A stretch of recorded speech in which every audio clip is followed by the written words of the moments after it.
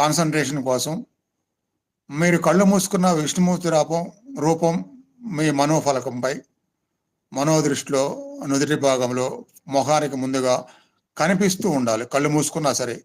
కళ్ళు మూసుకున్నా కనిపించకపోతే మరలా కళ్ళు తెరిచి చూస్తూ ఉండండి భక్తి భావంతో. ఇది ఒక రూపధ్యాన సాధన.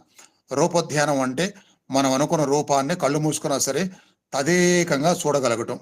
ఇది చాలా ఇంపార్టెంట్ ధ్యాన సాధన. కళ్ళు మూసుకున్నా చూడగలిగితే ఆ ధ్యానంలో రూపంలో లయమైతే ఆ లయమవటమే భగవంతుని అనుగ్రహం, ఆయన యొక్క మనోదృష్టి మన మీద పడటం మొదలైంది.